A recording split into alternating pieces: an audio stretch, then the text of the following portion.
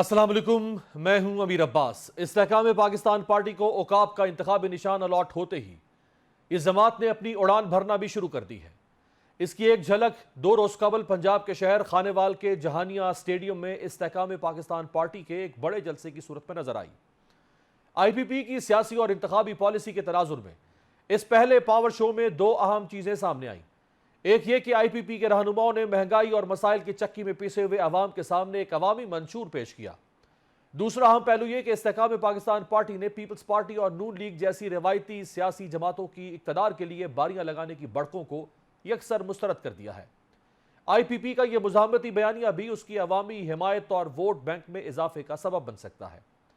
गैर मुतवक्के तौर पर पार्टी सदर अलीम खान ने मुस्लिम लीग नून और पीपल्स पार्टी पर कड़ी तनकीद भी की। IPP के सारे दावे, वादे और बातें अपनी जगह, तहम यह वक्त साबित करेगा कि तरक्की के वादे और रिवायती जमातों के खिलाफ इस जमात का मौक़िफ़ पार्टी का हकीकी बयानिया है या महज एक सियासी ड्रामा और नूरा कुश्ती। खानेवाल जलसे में जहांगीर तरीन और अलीम खान ने अपने मंशूर में बहुत चकाचौंध बातें भी कौम के सामने रखी। हमारे साथ बात करने के लिए मौजूद हैं पाकिस्तान तहरीक इंसाफ के तर्जुमान शोएब शाहीन साहब और इस्तेहकाम पाकिस्तान पार्टी के मरकजी रहनुमा महमूद मौलवी साहब। मौलवी साहब, आपसे आगाज़ करूँगा। बार बार लोग सवाल करते हैं कि जलसा क्यों नहीं कर रही पार्टी, जलसा क्यों नहीं कर रही। तो जलसा अमूमन जब किसी पार्टी का लॉन्चिंग फेज़ होता है तो वो या कराची का इंतखाब करेगी या लाहौर का या इस्लामाबाद का, या आपने खानेवाल का इंतखाब क्यों किया? बिस्मिल्लाहिर्रहमानिर्रहीम। देखिए, हम स्लो एंड स्टडी जाना चाह रहे हैं। हम वो जलसा नहीं करना चाह रहे हैं कि सिर्फ लोगों को दिखा के और उसके बाद फिर खामोश हो जाए। देखिए, हमने 8 जलसे इस वक्त पंजाब में रखे हैं। आपने खुद अभी लिस्ट बयान किया। उसके बाद जलसे इंशाअल्लाह कराची में भी होंगे और लाहौर में भी होंगे। देखिए, ये सिलसिला अभी शुरू हुआ है और इंशाअल्लाह ये आगे चलता रहेगा इलेक्शन तक। और जो हम सब देख रहे हैं कि इलेक्शन जो है जनवरी के आखिर में है, तो अभी हमारे पास काफ़ी टाइम है। और हमने लॉन्चिंग, जो लोग कहते थे लॉन्चिंग शुरू नहीं की, लॉन्चिंग शुरू नहीं की, लॉन्चिंग हमने शुरू कर दी है। तो इसके ऊपर मेरा यही कहना है कि लॉन्चिंग हम शुरू कर चुके हैं और इंशाल्लाह आहिस्ते आहिस्ते हम जलसों की तादाद भी बढ़ेगी और लोगों की तादाद भी आप देखेंगे बढ़ते हुए। अच्छा, ये फरमाएगा कि वो जलसे के बारे में जो सोशल मीडिया पे बहुत सारी चीज़ें चल रही हैं और चैनल्स ने रिपोर्ट भी किया, वो आपने देखा कि जो ख़वातीन है वहाँ पे उनसे जब पूछा जा रहा है तो उनमें से कोई कह रहा है कि हम इमरान खान के लिए आए हैं, कोई कह रहा है कि हम नवाज शरीफ के लिए आए हैं, कोई कह रहा है हम शहबाज शरीफ की तकरीर सुनने के लिए आए हैं। उनको नहीं पता था कि हम जहांगीर तरीन की तकरीर सुनने के लिए जा रहे हैं।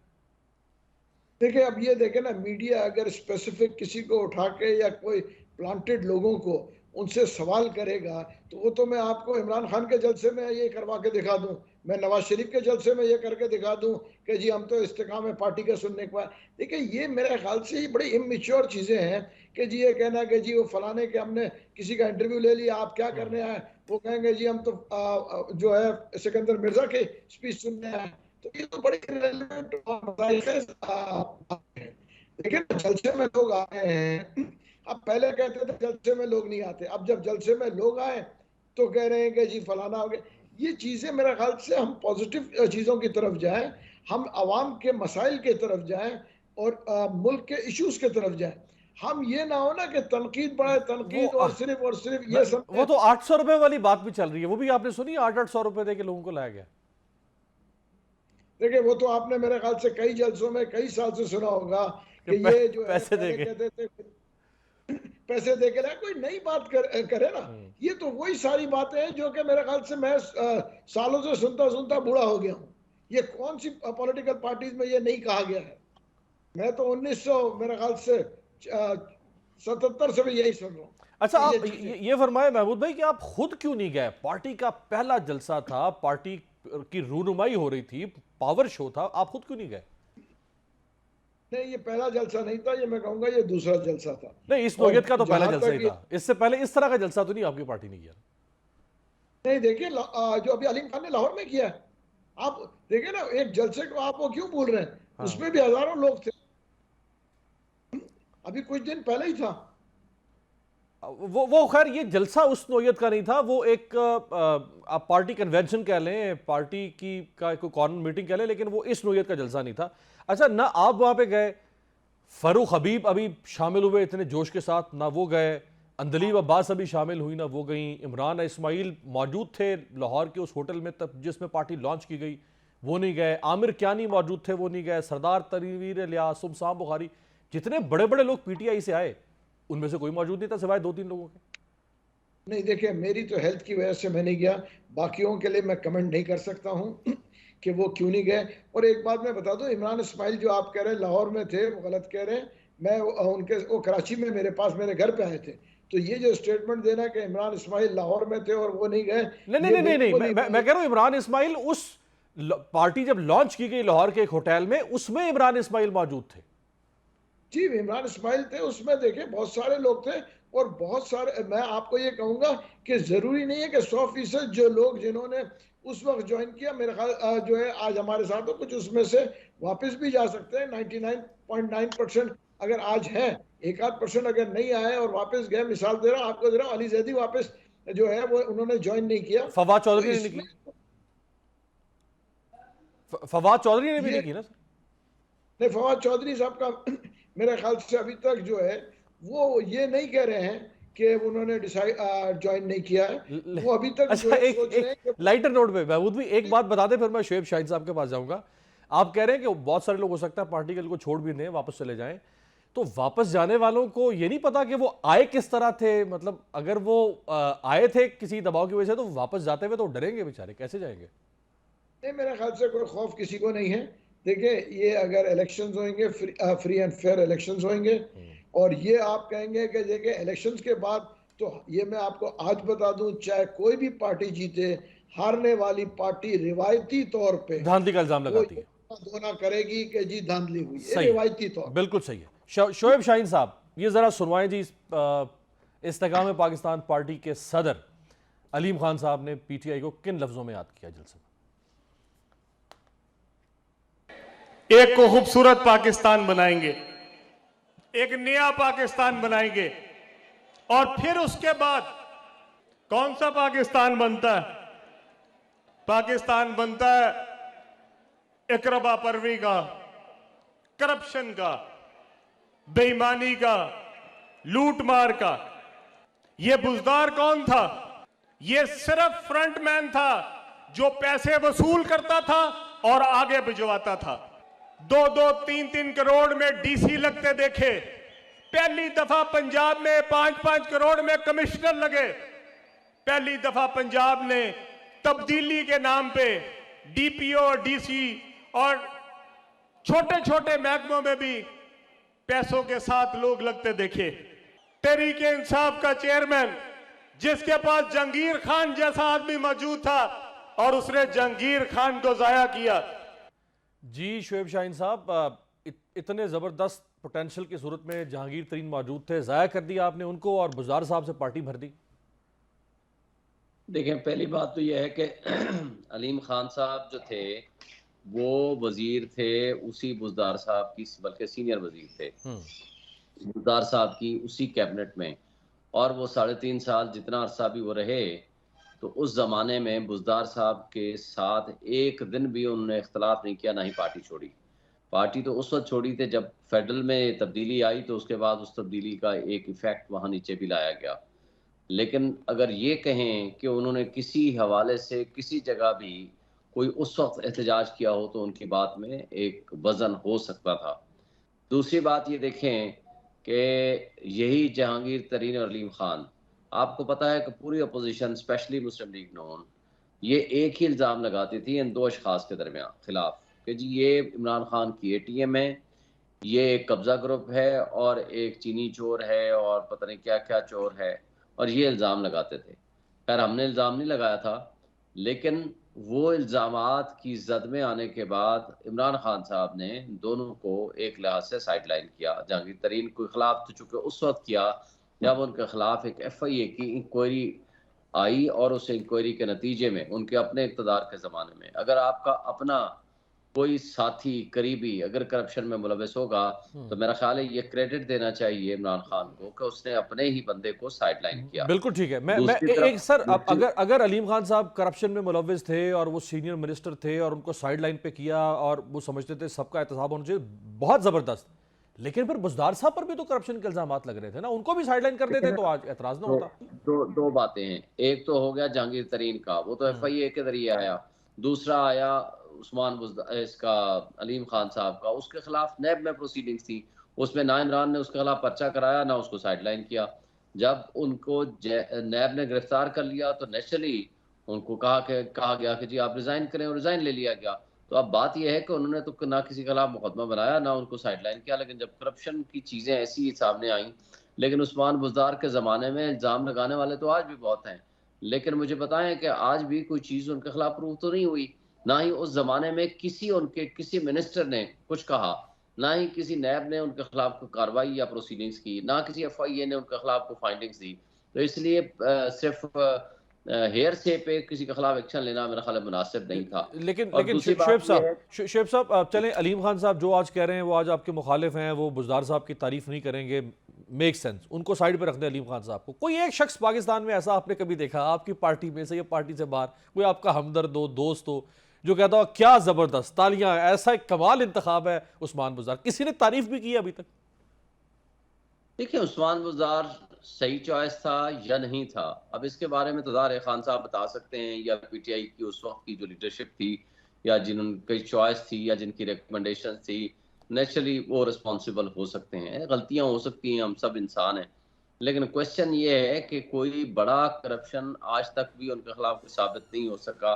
हमारे सामने तो अभी तक कोई फाइंडिंग्स किसी भी ना एहतसाब की, नैब की, ना ही कोई FIA की कोई साबित हुई है। बाकी इल्ज़ाम तो आपके सामने है, कोई बंदा बचा ही नहीं है। इल्ज़ाम तराशियां अगर आप देखें तो किसी को हम नहीं छोड़ेंगे, लेकिन अब क्वेश्चन ये है कि आप सिर्फ उस्मान बुज़दार का जी चॉइस ठीक नहीं है इसलिए कि जी अलीम खान को बना दिया जाता, जी जहांगीर तरीन को बना दिया जाता, यही दो मेन कैंडिडेट्स थे। अगर इनके बारे में प्रूव करप्शन थी या उस वक्त तक केसेस आ चुके थे, या एक तो नायल हो गया था और दूसरे के बारे में नैब ने बड़ी सीरियस अगर ऑब्जर्वेशन दी या फाइंडिंग्स दी हुई थी, तो मेरा ख्याल है ये इमरान खान का दुरुस्त फैसला था कि उस वक्त तक तो कम से कम उनके खिलाफ कोई इल्जाम नहीं थे चले जिस इन पर दो बना रहे लोगों थे। को ना बनाते, और भी तो 125-150 के करीब MPS थे ना पंजाब में सर, बेहतरीन से तो बेहतरीन ठीक लोग पड़ा बात है, करते हैं। ठीक बात है। अब इनमें से कोई भी बेटर आदमी आप बना सकते थे खान साहब, लेकिन बेटर खान साहब की बहरहाल वो चॉइस थी। लेकिन अब उधर जाने की बजाय अब तो मेरा ख्याल है कि इनको हम गुड लक ही कहेंगे, लेकिन इनके बारे में दो ही बातें हैं। ठीक है। पहली बात तो यह है कि आज भी ये किंग्स पार्टियों का रिवाज मेरा नहीं ख्याल कि अब बाकी रह गया है।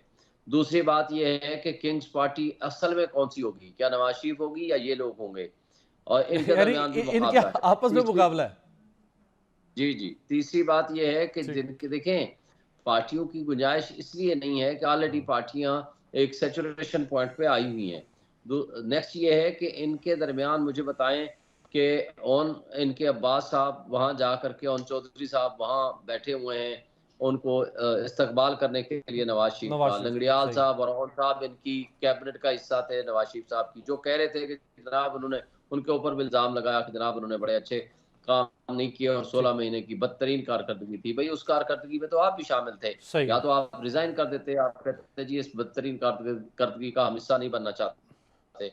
तो ये सारी चीजें, ये दोहरा मेयार है, और मेरा नहीं ख्याल ठीक कि है, लोग किसी तजादात को उनकी कोई सियासत किसी में भी भी हवाले नजर से आते हैं, अप्रिशिएट करेंगे। तजादात नजर आते हैं सियासत में हर और जमात के। महमूद मौलवी साहब ये जो नुक्ता लेकिन उठाया। एक बात और है, जी जी देखें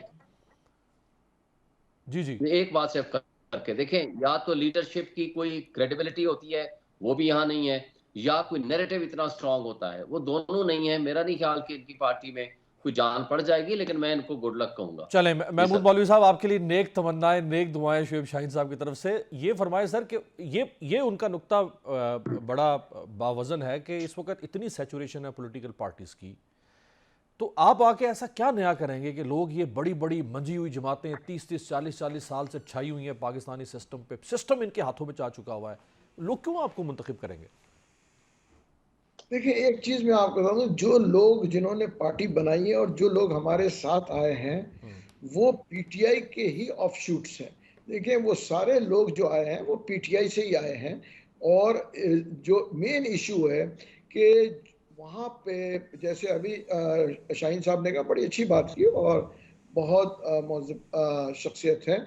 उन्होंने एक चीज बड़े ओपनली बता दूं, जो इशू वहाँ क्या है कि देखें डिक्टेटरशिप कि वन मैन शो में जो है सारी कुछ बर्बाद हुआ। मैं आपको कहूँगा कि जैसे असेंबलियाँ डिसॉल्व करना, जैसे केपीके की हुकूमत तोड़ना, ये देखें, मैं आपको बता दूं, आज मेरे बहुत सारे भाई इस वक्त भी पीटीआई में, उनसे आप पूछ लें, क्या 85% लोगों ने नहीं कहा कि हमें असेंबलियां नहीं छोड़नी चाहिए?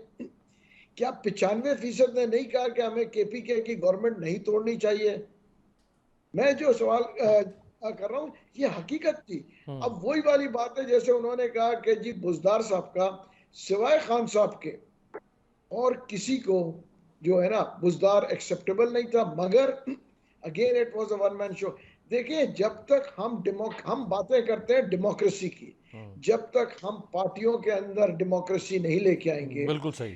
तो फिर डेमोक्रेसी को हम जिसको बोलते हैं ना, इसको प्रीच करना बड़ा अनजस्टिफाइबल है। मैं बहुत कहूँगा जबरदस्त, पहले हम बड़ा अंदर अहम, अपने बड़ा ज़बरदस्त नुक्ता आपने उठाया। शुएब शाहीन साहब, इमरान खान साहब डिक्टेटर या अथॉरिटेरियन स्टाइल से, डिक्टेटोरियल स्टाइल से पार्टी चला रहे थे। वो अपने फैसले करते थे, किसी की मानते नहीं थे, इम्पोज कर देते थे। 80-85% लोग मुखालफत करते थे।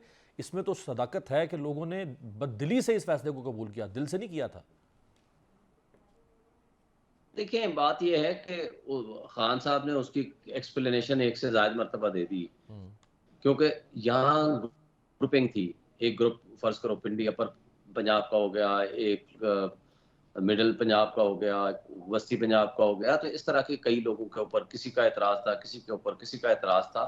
तो मेरे ख्याल कंसेंसस डेवलप करने के लिए कुछ सियासी फैसले करने पड़ते हैं। दारे वो जो पार्टी का लीडर है, वोट भी तो इमरान खान के नाम पे ही मिलता है ना।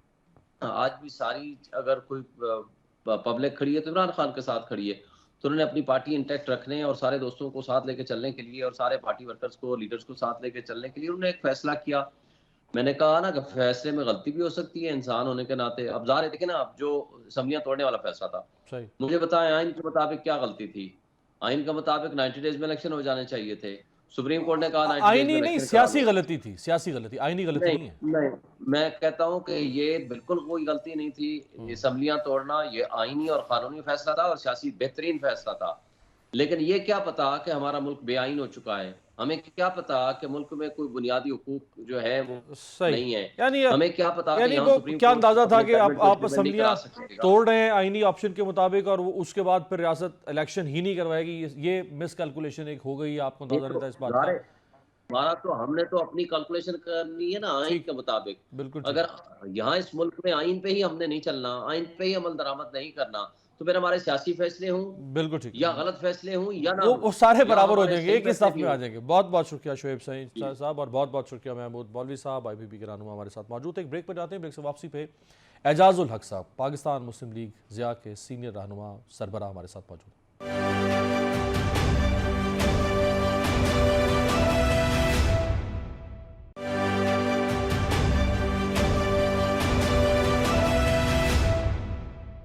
ब्रेक के बाद खुशामदेद। शराब को नजर का धोखा कहा जाता है। मुसाफिर को सहरा में एक नखलिस्तान नजर आता है, लेकिन जब वो वहां पहुंचता है तो कुछ नहीं होता। पाकिस्तान के अवाम का भी हाल कुछ ऐसा ही है। एक मखसूस हुक्मरान तबका गुज़श्ता 40-50 साल से इंतखाबात के मौके पर मसाइल में घिरी अवाम को तरक्की और खुशहाली का सराब दिखाता है, लेकिन जब लोगों पर हकीकत मुनकशिफ होती है तो वहां तरक्की और खुशहाली जैसी कोई शय नहीं होती। अब चूंकि अगले साल मुल्क में इंतखाबात मुतवक्के हैं, तो मसाइल के तपते सहरा में अपने वजूद को घसीटते पाकिस्तानियों को तरक्की और खुशहाली का वही नखलिस्तान फिर दिखाया जा रहा है। मुस्लिम लीग नून के सदर शहबाज शरीफ का कहना है कि नवाज शरीफ की क़यादत में मुल्क को मुआशी कुव्वत बनाएंगे, जबकि अवाम को महंगाई से निजात दिलाना अव्वलीन तरजीह है। यहां सवाल यह है कि 16 माह की बदतरीन कारकर्दगी के बाद PDM किस नारे के साथ अवाम के पास जाएगी। जरा ये दावा कर रहे हैं कि बहुत जल्द मियां नवाज शरीफ की मौलाना फजल रहमान से भी मुलाकात मुतवक्के है। नवाज शरीफ का चंद दिनों में बाकायदा सियासी सरगर्मियां शुरू करने का भी इम्कान है। नवाज शरीफ शाहिद खाकान अब्बासी, चौधरी निसार और सरदार मेहताब अब्बासी जैसे नाराज लीगी रहनुमाओं से भी मुलाकातें करेंगे। MQM के वफ्द की भी बहुत जल्द नवाज शरीफ से मुलाकात का इम्कान है। अहम बात यह है कि पाकिस्तान तहरीक इंसाफ ने भी रवा हफ्ते से सियासी जमातों से राब्तों का फैसला किया है। दूसरी जानिब गुज़श्ता रोज पेशावर में पुलिस ने PTI के इंसाफ यूथ विंग पर क्रैकडाउन किया और कारकुनान को गिरफ्तार भी किया। हमारे साथ मौजूद है पाकिस्तान मुस्लिम लीग ज़िया के सरबराह सीनियर सियासतदान एजाजुल हक साहब। बहुत शुक्रिया एजाजुल हक साहब। क्या नवाज शरीफ साहब के खिलाफ कोई और सियासी इत्तेहाद बन सकता है, जैसे पीटीआई के खिलाफ पीडीएम की सूरत में सामने आया? चूंकि सारी जमातें ये शिकवा कर रही हैं कि नवाज शरीफ अगले वज़ीर आज़म होंगे, उनके लिए तमाम रुकावटें दूर की जा रही हैं, उनको यकतरफा खेलने का मौका मिल रहा है, तो क्या सारी जमातें जिसमें पीटीआई है, पीपल्स पार्टी है, आप हैं, बाकी लोग हैं, क्या कोई इत्तेहाद बन सकता है? देखिए, ये जो बातें हो रही है ना, एवरीथिंग इज जो काम हो रहा है ये नेचर के खिलाफ हो रहा है। यानी ये नेचर से मेरा ये मतलब है, मैं वो नेचर की बात नहीं कर रहा, मैं ये कह रहा हूँ कि जो नेचुरल मामलात है ना, जिस तरह से कोई सियासी जमातें उभरती हैं या उनको थोड़ा बहुत सहारा दिया जाता है, यहाँ तो जीरो से स्टार्ट किए करवाया जा रहा है इन सबको। तो जब आप जीरो से स्टार्ट करते हैं तो फिर पब्लिक के अंदर तो वही होगा जो लाहौर के जलसे में देख लिया या जहानिया में आपने देख लिया। वैसे कि एजाजुल हक साहब, पोजीशन बनी है। पाकिस्तान की नेचर तो यही बन चुकी हुई है कि ऐसा ही होता है। पर ऐसा नहीं होता ना, फिर इलेक्शंस नहीं होंगे अगर ये इसी तरह चलता रहा, क्योंकि लाहौर के बाद अब दूसरा भी जलसा करना है, तो इंतजामिया कहाँ कहाँ बंदे जो है उनको ढो के लाएगी, जो मैं कहता हूँ कि कहाँ कहाँ से उनको पकड़ेगी, कहाँ कहाँ से लिस्टें बनेगी, कितनी बिरयानियां खिलाएंगे, कितना पैसा खर्चेंगे, और उसका रिजल्ट तो जब जीरो हो जाना है। तो मेरा नहीं ख्याल कि वो कामयाब होगा। अपनी मर्जी, अगर ये भी देख लेते हैं हम एक इलेक्शन अगर ये करवाना चाहते हैं इस तरीके से तो ये करवा लें। लेकिन जो दूसरी बात आपने की है, इत्तेहाद जरूर बनेगा और बहुत अच्छा बड़ा इत्तेहाद बनेगा और इंशाल्लाह बहुत जल्द बनेगा। अच्छा, उस पर मैं भी काम कर रहा हूँ, उस पर हमारे कुछ और दोस्त भी काम कर रहे हैं, और इंशाल्लाह एक ऑल्टरनेट कौम को देंगे जो कि एक अच्छा ऑल्टरनेट होगा। और ये लोगों की फिर चॉइस है कि वो किस तरफ जाना चाहते हैं, और अगर क्या वो उसी विशेष सर्कल के अंदर रहना चाहते हैं तो ये फिर मतलब उनकी इस लोगों की चॉइस है। लेकिन लोगों की चॉइस भी देखें किसी हद तक ही चलती है ना, फिर सिस्टम्स फेल होने शुरू हो जाते हैं, आरटीए सिस्टम बैठ जाता है, लंच टाइम में लोगों को पोलिंग एजेंट्स को निकाल दिया जाता है और फिर जो करना होता है वो कर लिया जाता है। अगर ये अननेचुरल चीजें हुई इस दफा तो मैं समझता हूँ कि बहुत ही नुकसान होगा मुल्क का। और मेरा नहीं ख्याल कि इस तरह देख लें। इस इत्तेहाद में मुतवक्के तौर पे कौन कौन सी जमातें हो सकती हैं? इस इत्तेहाद में देखें, ये एक आइडियोलॉजिकल नजरियाती राइट विंग मॉडरेट इत्तेहाद होगा इंशाल्लाह, और इस पे हम काम कर रहे हैं। इसमें आपको बहुत सी पॉलिटिकल चेहरे नजर आएंगे जो अभी इधर उधर बैठे हुए हैं और परेशान है जो, और आपको इसमें कुछ दीनी जमातें भी नजर आएंगी जो कि खामोशी से इस वक्त देख रही हैं तमाशा, लेकिन उनसे भी बातचीत चल रही है और इंशाल्लाह मुझे उम्मीद है कि मैं। लेकिन दीनी जमातें तो एजाजुल हक साहब, जो बड़ी जमातें हैं वो हमारे सामने हैं। जैसे जमात इस्लामी है वो अपनी स्टैंडिंग रखती है, मौलाना साहब हैं फजलुर रहमान, उनकी अपनी पार्टी की स्टैंडिंग है, नवाज शरीफ साहब के साथ उनके राब्ते हैं, आगे मुलाकात भी होने जा रही है मियाँ साहब की मौलाना साहब से। MWM है वो पहले ही PTI के साथ उनकी एक नजरियाती अलायंस बन चुका है। और तो कोई खास बड़ी मुल्क की सतह पे कोई जमात नहीं है मजहबी?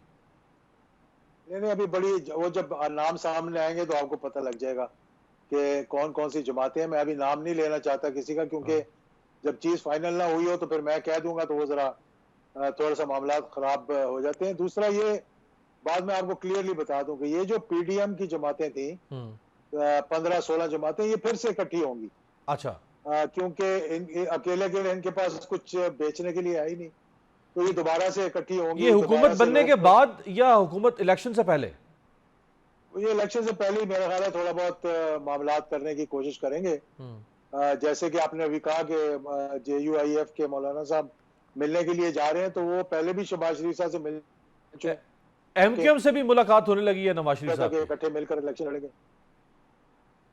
जी, आप कोशिश तो हर तरफ करेंगे ना वो। अभी ये जो MQM और GDA का और JUIF का इत्तेहाद बना है, लाजिमी बात है कि मुस्लिम लीग का, जिसका सिंध में कुछ भी नहीं है, सिफर है सिंध में, एक भी शख्सियत उनके पास ऐसी नहीं है जो कि कह सकें ये कि हमारी तरफ से ये इलेक्शन लड़ेंगे, अनलेस और अनटिल लोगों को धकेल कर उस तरफ ना भेजा गया था। और PTI अगेन मुल्क की 3 बड़ी जमातों में से एक जमात है, वो अपना इनफरादी हैसियत बरकरार रखेगी या आपके इत्तेहाद में शामिल हो सकती है? देखिए, 3 बड़ी जमातों में से एक नहीं है, और सबसे बड़ी जमात है। ये चीज तो हमें तस्लीम कर लेनी नहीं चाहिए। मैं इजाजुल हक नहीं कह रहा, ये सर्वे कह रहे हैं, ये सारे रिफ्लेक्शंस जो हैं वो ये बता रही हैं कि कौन सी सबसे बड़ी पार्टी है। अब मेरा ख्याल है कि अलायंस में आएंगे नहीं आएंगे, कौन इलेक्शन लड़ेगा कैसे लड़ेगा, ये तो अदालतों पर डिपेंड करता है ना, किसको लड़ने देंगे किसको नहीं लड़ने देंगे। जो साफ और शफाफ तरीके से मैदान में होगा उसके साथ कोई भी अलायंस कर सकता है। अभी तक तो पीटीआई का मैदान में जाना बहुत मुश्किल नजर आ रहा है। कल भी उनके कुछ नौजवानों को पेशावर में पकड़ा गया है, उससे पहले जलसों की दरख्वास्तें आ रही हैं, उनको जलसा नहीं करने दिया जा रहा, वो तो मैदान में कहीं खड़ी नहीं है। देखिए मैदान में अगर वो नहीं होंगे, अगर एक जमात बड़ी जमात मैदान में नहीं होगी तो इलेक्शन को कौन तस्लीम करेगा? क्या नवाज शरीफ वर्सेस नवाज शरीफ होगा? मरियम के खिलाफ लड़ेगी, शहबाज शरीफ के खिलाफ लड़ेगा, क्योंकि पंजाब में तो पीपल्स पार्टी है ही नहीं, और पीपल्स पार्टी के खिलाफ भी एक बहुत बड़ा महाज बनने को जा रहा है सिंध के अंदर, जो कि अभी ये तीन जमातें इकट्ठी हुई हैं, और भी लोग इनके साथ मिलेंगे आहिस्ता आहिस्ता आगे चलकर। तो अगर इस किस्म के इलेक्शंस करवाने हैं तो फिर इलेक्शंस के बजाय बेहतर है कि काकड़ साहब का जब भी सुप्रीम कोर्ट कहे कि भाई इनका इस हद तक इन्होंने जाना है, उसके बाद फिर इनको लाकर बैठा दें, जब उनका दिल भर जाए, चला लें। हाँ, जब दिल भर जाए इनको लाकर बैठा दें। लेकिन ये मैं बता दूं कि जो है ना वो हजरत अली का कौल है कि मोमिन जो है ना एक सुराख से एक दफा ही डसा जाता है। यहाँ तो लोग 4 मरतबा डसे गए, 5 मरतबा डसे गए। सुराख किसको कह रहे हैं आप? सुराख एक मरतबा और ट्राई करके देख लें, आजमायों को फिर से आजमा के देख लें,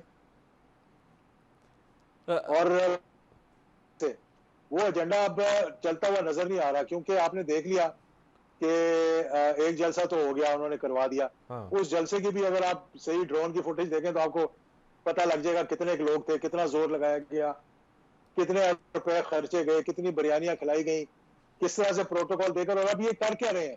ये आप जैसे हमारे दोस्त जो हैं और जो डिफरेंट चैनल्स हैं, वहां पे एक ही प्रोपेगेंडा हो रहा है कि ये जी चौथी मरतबा वजीर आजम आ रहे हैं। अच्छा, कैसे आ रहे हैं चौथी मरतबा वजीर आजम? हाँ, ऐसे तो बन सकते हैं सिलेक्ट होके, लेकिन इलेक्ट होके नहीं बन सकते।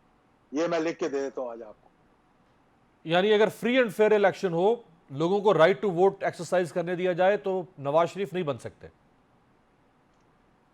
फ्री एंड फेयर भी ना हो, थोड़ा सा राइट ऑफ वोट हो, तो लोग खुद ही बता देंगे किस बहुत बिक्री है।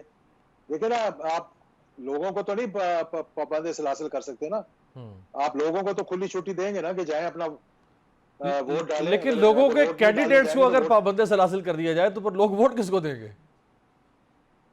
वो फिर अपना वोट जाया करेंगे, फिर 2-2 ठप्पे लगाएंगे, और फिर आपको पता लग जाएगा किसको कितने वोट पड़े।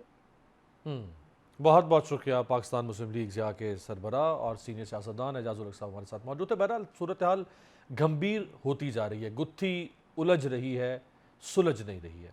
एक ब्रेक पर जाते हैं, ब्रेक से वापसी में बात करेंगे गजा की ताज़ा तरीन सूरत हाल पर।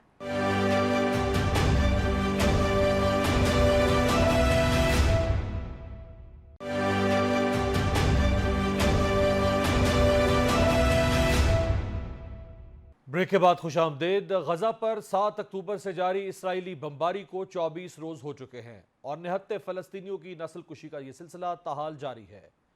मुस्लिम दुनिया में निस्बतन सख्त रद्द-ए-अमल सिर्फ ईरान और तुर्किया की जानिब से ही सामने आ रहा है। बेशतर मुस्लिम ममालिक तो इसराइल का नाम लेने से भी घबरा रहे हैं। तुर्क सदर रजब तैयब एर्दोआन ने इसराइल के खिलाफ काफ़ी सख्त तकरीर की, जिसके बाद इसराइल ने अपना सिफारती अमला तुर्किया से वापस बुला लिया है। तुर्क सदर रजब तैयब एर्दोआन ने इस्तंबुल एयरपोर्ट पर फलस्तीनियों के साथ इजहार यकजहती की रैली से खिताब किया। उन्होंने कहा कि हम इसराइल को दुनिया के सामने जंगी मुजरिम के तौर पर पेश करेंगे। गजा में एक घिनौना कत्लेआम किया जा रहा है। मजीद कितने मासूम बच्चों, खवातीन और बुजुर्गों को अपनी जान से हाथ धोना पड़ेगा। उन्होंने गजा में होने वाले कत्लेआम में इसराइल के साथ अमरीका और यूरोप को भी बराबर का मुजरिम करार दिया। उन्होंने अमरीका और यूरोप के मौक़िफ़ के बरखिलाफ जाते हुए कहा कि हमास दहशतगर्द तंजीम नहीं, बल्कि इसराइली वज़ीर आज़म नेतन्याहू दहशतगर्द है। इसराइल गासिब है। क्या मगरबी ममालिक फिर से किसी सलीबी जंग का इंतजार कर रहे हैं? और अगर किसी ने ऐसी कोई कोशिश करनी है तो याद रखें, तुर्किया के लोग मौजूद हैं और हम वैसे ही लड़ेंगे जैसे लीबिया और काराबाख में लड़े थे। इसराइली बर्बरियत के खिलाफ सिर्फ मुस्लिम अक़वाम ही नहीं, बल्कि गैर मुस्लिम अक़वाम भी एक जानदार आवाज़ के तौर पर खड़ी हो रही हैं। न्यूयॉर्क के ग्रैंड सेंट्रल स्टेशन पर हजारों यहूदियों ने गजा में सीज फायर के लिए मुजाहरा किया। यहूदी मुजाहरीन ने अमरीकी हुकूमत से इसराइल की हिमायत खत्म करने का मुतालबा किया। गजा पर इसराइली बमबारी के खिलाफ दुनिया भर में मुजाहरों ने जोर पकड़ लिया है। हत्ता कि इस जंग के खिलाफ इसराइल के अपने शहरियों ने भी एहतजाज किया। इसराइल के दारुल हुकूमत में इसराइली मुजाहरीन ने वजारत दिफा के दफ्तर के सामने एहतजाज करते हुए जंग रोकने का मुतालबा कर दिया। लंदन में होने वाले मुजाहरों ने तो तारीख रकम कर दी है। फलस्तीनियों से इजहार यकजहती के लिए हजारों अफराद ने रैली निकाली। खुद मगरबी मीडिया के मुताबिक 1 लाख से ज्यादा लोग लंदन की सड़कों पर निकले। इंडोनेशिया में भी फलस्तीनी परचम उठाए हजारों अफराद सड़कों पर आए। न्यूजीलैंड में पार्लियामेंट के सामने बड़ा मुजाहरा किया गया। न्यूयॉर्क में यहूदियों की तरफ से मुजाहरा किया गया, जिसमें लोगों ने एक जैसी शर्ट्स पहन रखी थी जिन पर लिखा था मेरे नाम पर नहीं, यानी इसराइल हम यहूदियों का नाम इस्तेमाल करके इस कत्लेआम का जवाब पैदा नहीं कर सकता। अमरीकी शहर बॉस्टन में स्टूडेंट्स ने एहतजाज किया, जिसमें हार्वर्ड यूनिवर्सिटी के स्टूडेंट्स और अवाम ने शिरकत की। कनाडा के मुख्तलिफ शहरों में भी स्टूडेंट्स ने फलस्तीनियों के हक में मुजाहरे किए। पेरिस में फलस्तीनियों की हिमायत में किए जाने वाले मुजाहरे में पुलिस ने आंसू गैस की शेलिंग की, लेकिन लोग फिर भी बाहर निकले, घबराए नहीं। फ्रांस में फलस्तीनियों के हक में एहतजाज पर पाबंदी लगा रखी है। इसके बावजूद हजारों अफराद फ्रांस के मुख्तलिफ शहरों में एहतजाज कर रहे हैं। पुलिस उन्हें गिरफ्तार कर रही है, लेकिन वो फिर भी इसराइली बर्बरियत के खिलाफ खड़े हो रहे हैं। आयरलैंड की पार्लियामेंट में भी गजा के मजलूम अवाम के हक में आवाज बुलंद हो गई है। इंटरनेट की बंदिश से खबरें और ताज़ा तरीन मालूमात दुनिया तक पहुंचने में रुकावट पैदा हो रही है। अक़वाम मुत्तहिदा और WHO का भी गजा में मौजूद अपने एहलकारों से राबता खत्म हो गया है। गजा में हर तरफ मौत का सन्नाटा और मौत रक्स कर रही है, लेकिन उम्मत मुस्लिमा की जानिब से जिस किस्म का जवाब आना चाहिए था वो जवाब अभी तक सामने नहीं आ रहा। आपसे मुलाकात होगी कल, देखते रहिएगा जमहूरियत।